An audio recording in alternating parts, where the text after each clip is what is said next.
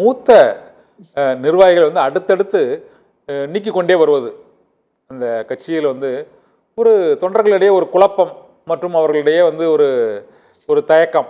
நமக்கு வந்து கட்சியில் இவ்வளவு அதிருப்தி தலைவர்கள் வெளியாகி கொண்டே இருக்கிறார்களே, இதனால் நம்ம தேர்தலில் வந்து ஒரு குறிப்பிட்ட அளவு அந்த வாக்குகளை பெற முடியுமா அப்படிங்கிற ஒரு கேள்வி இருக்குதா இல்லையா? 2021 பெற்ற தொகுதி வந்து 75 இடங்களை வந்து இந்த இடங்களை பெற முடியுமா, அதை விட கூடுதல் தொகுதியில் நீங்க பெறுவீங்கன்னு நினைக்கிறீங்களா சார்? 2026 அண்ணா இல்ல அண்ணா திராவிட முன்னேற்ற கழகத்தை துவங்கிய போது அதன் மூத்த தலைவராக இருந்தவர் ஐயா நாவலர் நெடுஞ்செழியன். அதே மாதிரி அமைச்சராக அந்த கட்சியின் பொதுச் செயலாளராக படிப்படியா உயர்ந்த இருந்தவர் அண்ணாவுக்கு அடுத்து இருந்தவர் நெடுஞ்செழியன். புரட்சி தலைவர் அண்ணா அவர்கள் அதற்கு பிறகு 1982 வரலாம் கட்சிக்கு. அண்ணா கால 49 இருந்தவர். ஆனால் புரட்சி தலைவர் அண்ணா அவர்கள் தலைமையில பணியாற்றிய நாவலர் நெடுஞ்செழியனை அவரே கட்சியில் நீக்கிறாங்க. ஆனால் கூட யாரும் போகல. மயிலாப்பூர் தொகுதியில போட்டியிட்டு எஸ்.வி. சேகரை விட குறைவான வாக்குகளை பெற்று டெபாசிட் வந்தவர் நாவலர் நெடுஞ்செழியன். எனவே இதெல்லாம் அரசியல வரலாற்று படிப்பு நிறைய இருக்குங்க. அதாவது இயக்கத்தை பழிவாங்க வேண்டும், இயக்கத்தை அழிக்க வேண்டும் என்று யார் முனைந்தாலும் அது கட்சி நிர்வாகிகளோ தொண்டர்களோ அல்லது வந்து பொதுமக்களோ நிச்சயமாக நிராகரிப்பாங்க. இன்னைக்கு வரை கோவில ஒரு வயதானவர் கேட்டீங்கன்னா எங்கள் வாக்கு இரட்டை சொன்னதே சொல்றாங்க. ஏன்னா அவர்கள் காலங்காலமாக பார்த்தது புரட்சி தலைவர் எம்ஜிஆர் அவர்களை, அடுத்து அம்மாவை, அடுத்து எடப்பாடியாரை. அங்க யார நிறுத்துறவங்க பேர் இல்ல, தலைமையில் இருந்து யார் இயங்குறார்கள் என்பதுதான் முக்கியங்க.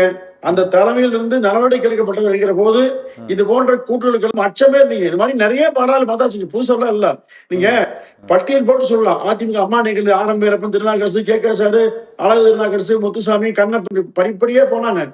ஒன்றும் அதிமுகவை அசைக்கவே முடியலைங்க. அன்றைக்கும் பேசினாங்க.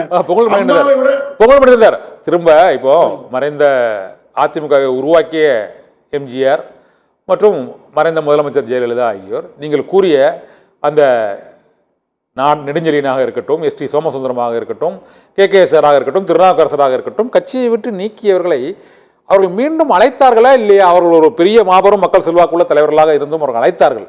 இவர்கள் நாங்கள் இணைகிறோம் என்று கூறுவதை நீங்கள் ஏன் அவர்களை நீக்கிவிட்டு சேர்க்க முடியாது என்று கூறுவது அது சரியானதுதானா?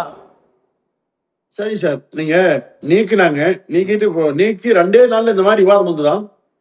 ஏன் நீக்கினு கேள்வி வந்துதான். நீக்கிய பிறகு ஒரு வருடம் 2 வருடம் அம்மா எடுத்து கடுமையாக திட்டி பேசி அங்க ஒன்றுமே சாதிக்க முடியாமல் மனம் திண்டி மனம் வருந்தி கடிதம் கொடுத்து வந்தாங்க ஒழிய நீங்க வேறு காரணமே இல்லை. செங்கோட்டை நீங்க ஒரே வாரத்துல ஏன் நீக்கினீங்க? தவறு செய்தால் யாராக இருந்தாலும் நீக்குவதுதான் கட்சியினுடைய இயற்கை நியதியே தான். அதை அதிமுக செய்திருக்கிறது. ஒரு கால் ஒரு வேளை நான் செய்த தவறு என்று மனம் வருந்தியோ திருந்தியோ கடிதம் எழுதி கொடுத்து மனப்பூர்வமாக வந்தால் யாரையுமே தயாரா இருக்க இல்ல. இப்ப திரு ஓபிஎஸ் வந்து எந்த தியாகத்துக்கும் தயாரும் மேடையில் பேசுவார். ஆனால் மறைமுகமாக எனக்கு இந்த மாதிரி பதவி வேண்டும் என்று நிபந்தனை ஒதுக்கிறார். எனவே இதெல்லாம் விட்டு ஏன்னா ஒரு அதிமுக அழிப்பதே என்று பேசிக்கொண்டே இணையும் சாத்தியம் இல்லைங்க. இணையவும் சாத்தியம் இல்லை, சேர்க்கப்படும் சாத்தியம் இல்லை. அன்றைக்கு நீங்க சொன்ன நபர்கள் எல்லோருமே அதிமுகவின் மீது வண்ணம் கொண்டு செயல்பட்டாங்க. ஆனா பிறகு வருந்தி வந்தாங்க. அந்த வருத்தத்தோடு திருந்தி வருந்தி வந்து இயக்கத்தில் இணைகிறோம் என்று மாண்புமிகு எதிர்க்கட்சி எடப்பாடியாரை சந்தித்து பேசினால் நிச்சயமாக தீர்வு உண்டு. இல்லாவிட்டால் இவர்களுக்கு எந்த காலத்தும் அதிமுக இடம் இல்லைங்க. எம்ஜிஆர் எஸ்.டி. சோமசுந்தரன் இல்லத்துக்கே அவர் சென்று அழைப்பு கொடுத்து அவர்களை சேர்த்தார்.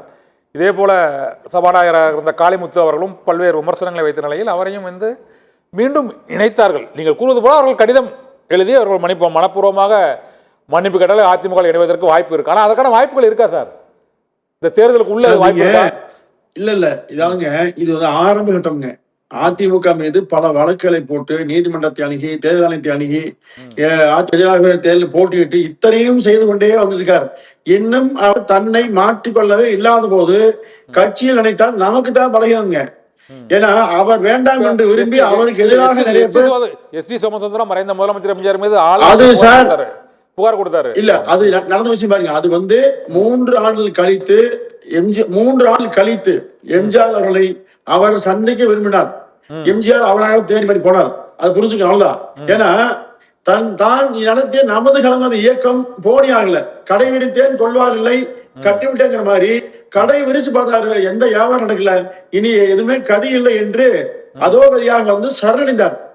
அதாவது இதே மாதிரி பன்னீர்செல்வமோ தினகரனோ வர 26 காலியாக போறாங்க. இப்போ இது வரைக்கும் தினகரன் பாருங்க எங்க ஜெயிச்சாரு? இப்ப 19 நாடாளுமன்றத்திலையும் 21 சேதாரத்தை விட்டு பண்ணிருக்காரு சார். காரைக்குள்ள 40,000 சார், ஓட்டு, இது மன்னார்குடியில அரசியல் இந்த சீமான் செய்யறாங்க. இது அரசியல் வியாபாரம். இது நான் ஜெயிக்கிறேன் இல்லையா 10 பேர் தோக்கடிப்பேன்னு சொன்னா ஒரு பெரிய அமௌண்ட் வாங்கிக்கலாம். இது சீமானுடைய இந்த வித்தை. இது சீமான் செய்யக்கூடிய அதே அரசியல் கலாச்சாரத்தை அப்ப இவரும் செய்யற அர்த்தம் அதை நோக்கி பயணிக்கிறீங்க. இந்த பிரச்சனை யாருக்கும் இல்ல. அதனால வெற்றி என்பது அனைத்து இந்திய அண்ணா திராவிட முன்னேற்ற கழகத்துல எடப்பாடியார் இல்லாமல் யாரும் கற்பனை செய்து பார்க்க முடியாது. எனவே மற்றவருடைய கனவுகளுக்கெல்லாம் அதிமுக கண்டு கலங்காது. ஒரே நியதியோடு ஒரே நேர்கோட்டில் அதிமுக பயணிக்கிறது. எடப்பாடி ஒற்றை மனிதன் தலைமையில் அதிமுக மிக வலிமை பெற்று 2026 ஆட்சி அமைக்கும். அதுவரை பேசுங்க.